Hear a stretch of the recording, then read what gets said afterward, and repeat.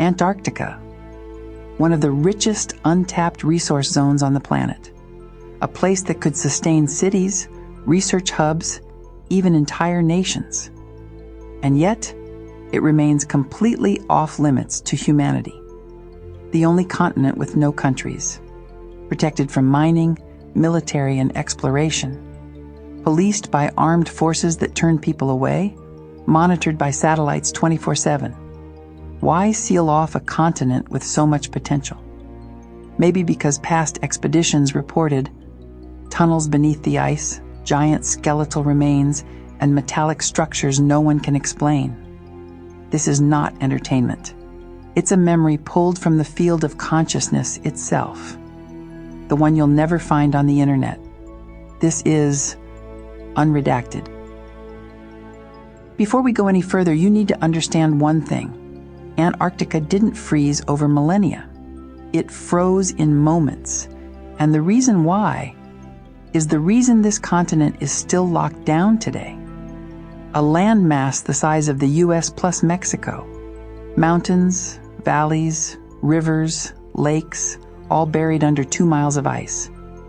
But here's the part they can't explain.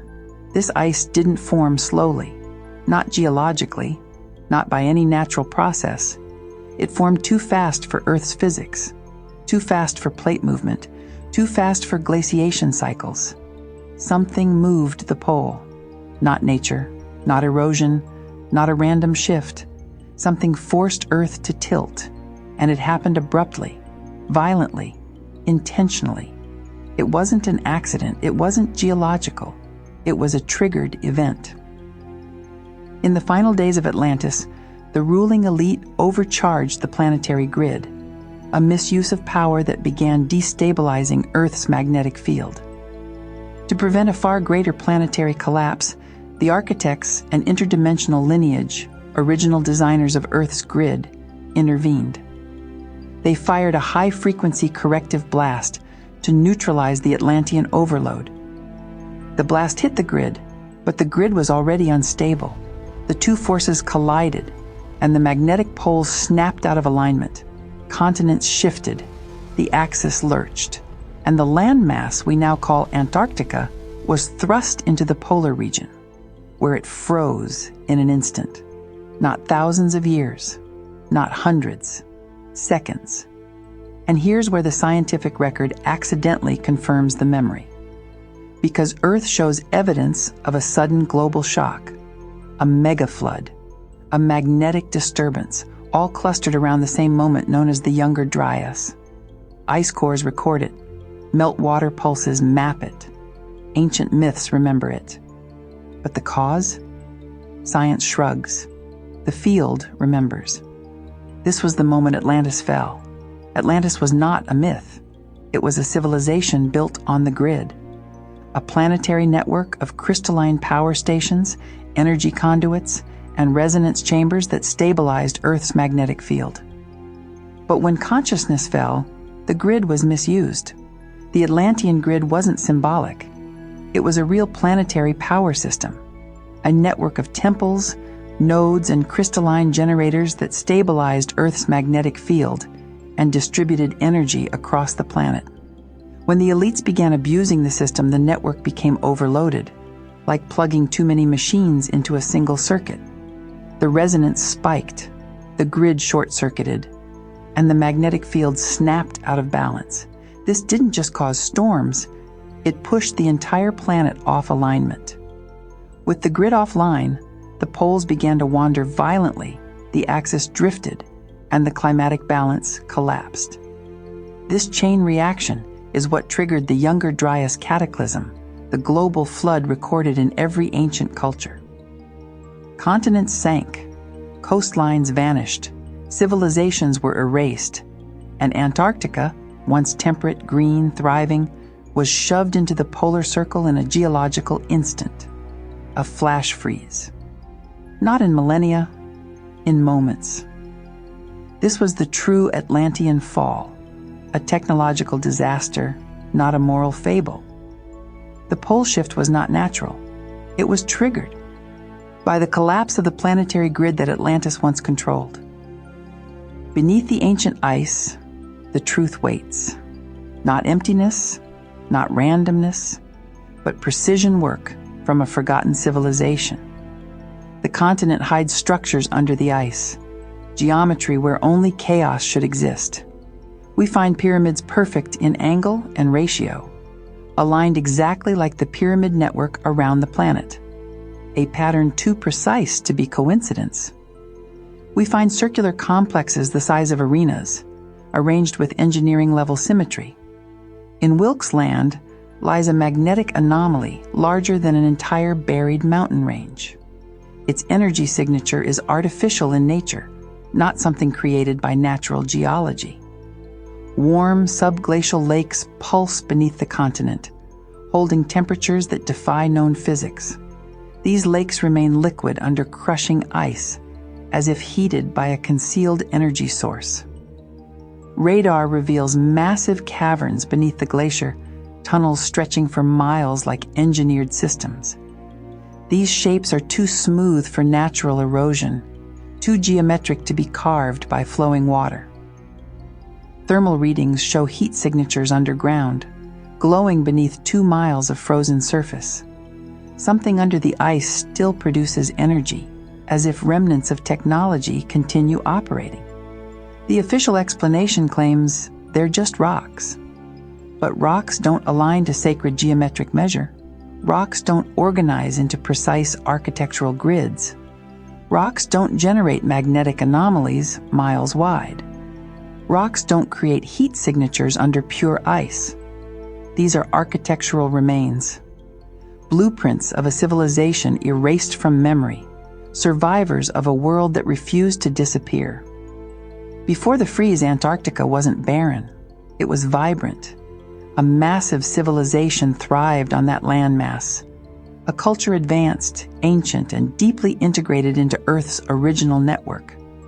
It was connected directly to Atlantis, Lemuria, pre-dynastic Egypt, and the beings known as the architects, the cosmic engineers who helped shape Earth's early civilizations.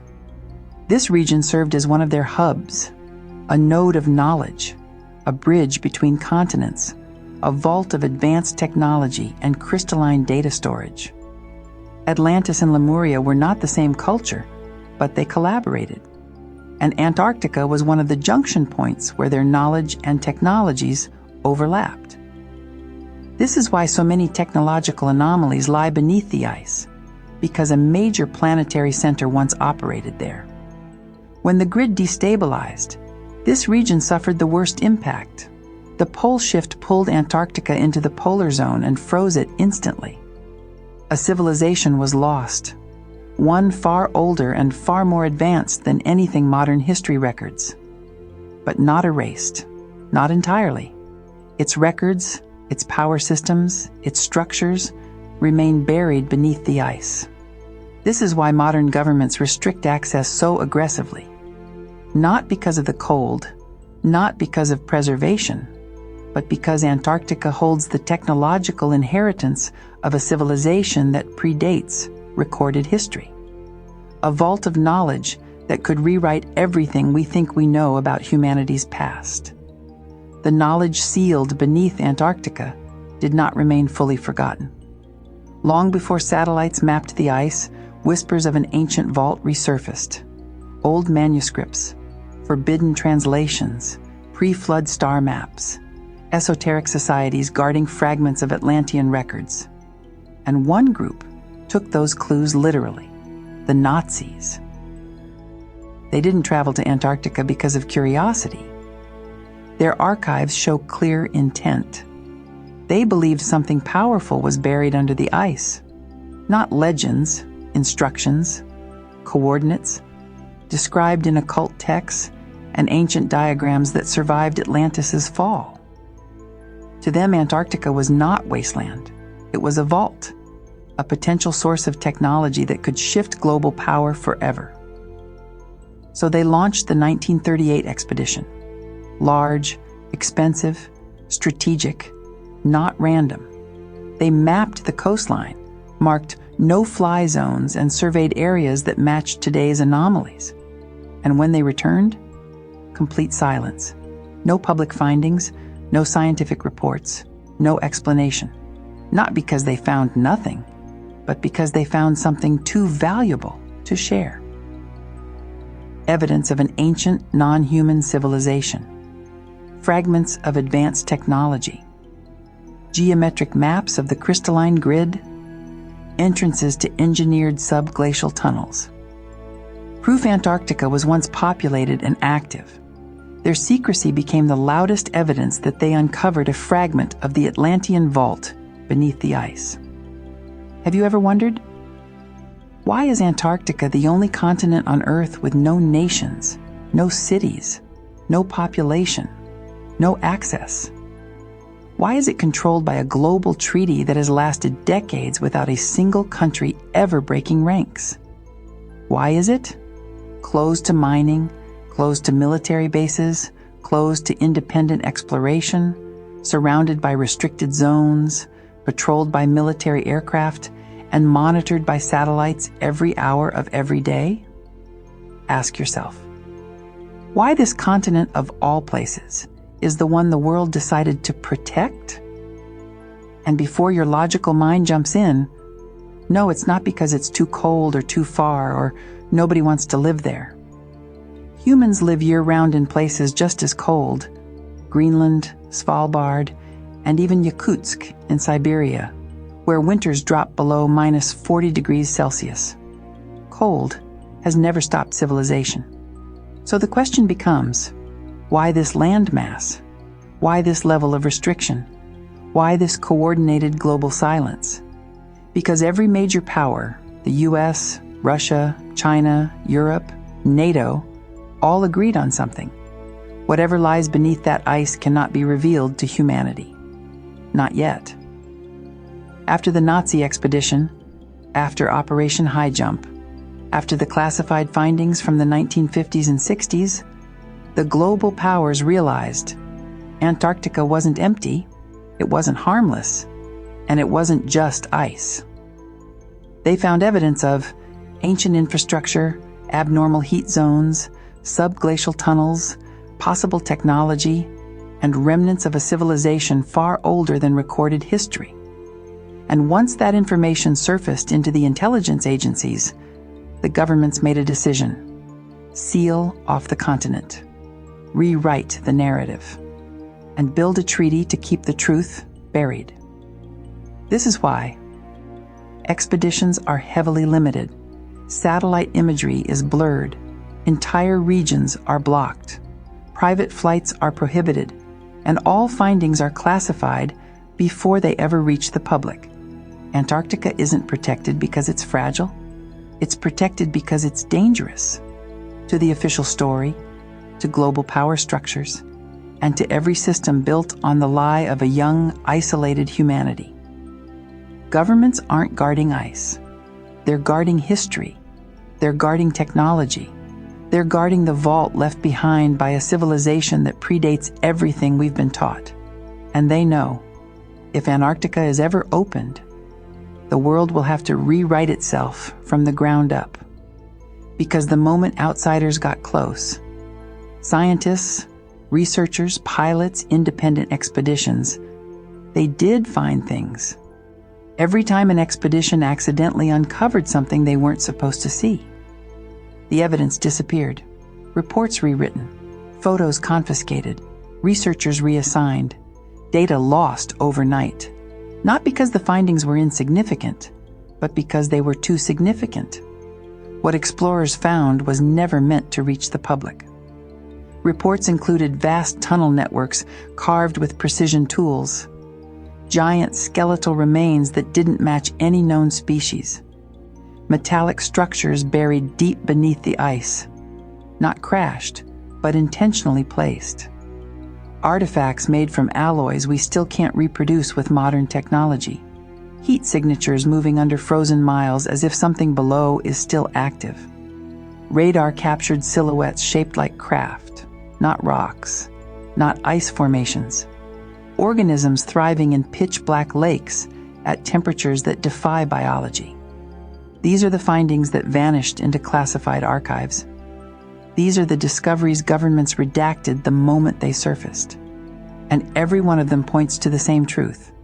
Antarctica is not untouched. It is not empty. It's a sealed vault of forgotten history. Antarctica is not a solid block of ice. It's a lid, a sealed ceiling covering something older than our recorded history. When we say the vault, we're not talking about a room. We mean an entire subglacial world, a preserved archive of civilizations, technology, and events erased from human memory. The vault is not a metaphor. It is literal. A multi-layered archive of ancient structures, technology, and non-human presence preserved beneath the ice. Because the vault is not solid stone. Beneath it lies a hidden world, a labyrinth of caverns, tunnels, and engineered chambers vast enough to swallow cities. This is the part of Antarctica's story that was intentionally erased, the piece humans were never allowed to see. The deepest forbidden layer, erased from public record, restricted even within governments, known only to a handful of classified programs. These caverns are not natural formations. Their geometry, their symmetry, their resonance signatures match no terrestrial pattern. Something built them, and something still moves inside them. Before modern governments ever sealed the continent, expeditions reported lights beneath the ice. Not aircraft, not flares, but controlled motion. Those signals marked the presence of another intelligence, one we'll call interdimensionals. They are not space visitors. They are phase-shifted civilizations sharing the same planet on a different frequency. What appears as empty ice to us is layered with their infrastructure: corridors, power nodes, transit chambers. Some act as guardians, stabilizing the fractured grid. Others are watchers, monitoring human incursions and moving through lower tunnels that still connect our dimension with theirs. And yes, humans have interacted with them. There are agreements, treaties made quietly long before the public ever heard the term UFO. Treaties about access, boundaries, resource protection, and non-interference with the deeper chambers. Humans were allowed to study certain zones, never the core, never the source, never the interdimensional gateways hidden inside the lowest vaults. You may have heard the name Admiral Richard Byrd, a decorated U.S. naval explorer sent to Antarctica after the war. During Operation High Jump, his aircraft encountered something he could not explain. He reported craft that moved faster than any human technology, defending a restricted zone deep inside the continent. Admiral Byrd's enemy was not a nation. It was a non-human faction defending a restricted area, a place humanity was never meant to step into. This is why operations ended abruptly, why missions were classified, why Antarctica was sealed forever under international law. Because beneath the ice lies a whole different world that continues operating with or without us. This is the truth buried beneath Antarctica, a frozen continent covering an active threshold between worlds. Let's assemble the entire puzzle, every event, every faction, every buried truth, and reveal what really happened. To understand Antarctica, known in the old world as Aurelia, a colossal civilization of light, technology, and sacred architecture, you must understand the pole shift. It was not random, not geological, it was triggered. And here is the unredacted truth. The pole shift was the aftermath of a conflict between the Atlantean factions, the interdimensional guardians known as the Architects, and a misuse of the planetary grid. When Atlantis overpowered the system, the grid destabilized. The resonance broke. The poles migrated violently. The Younger Dryas began. And Antarctica was dragged into the polar zone and froze instantly. This created the buried cities, the submerged structures, the sealed caverns, and the still active technologies beneath 2 miles of ice. Governments know this. Their black budget programs chase this knowledge obsessively. not to share it, but to weaponize it. Because Antarctica proves something dangerous. Humanity is not weak. Our history is not accidental. Our origins are not primitive. Our consciousness is not limited. And our potential is far greater than any system wants you to realize. This is why they hide Antarctica. Not because of what's under the ice, but because of what it reveals about you. Antarctica doesn't just hide the past. It hides what humanity is meant to become. A sovereign, multidimensional civilization. One that remembers its origin, commands its reality, and cannot be controlled again. If this message sparked something within you, follow the thread, subscribe, like, and share your experience in the comments. Your voice creates ripples. Your story matters. Let others know they're not imagining things. They're awakening.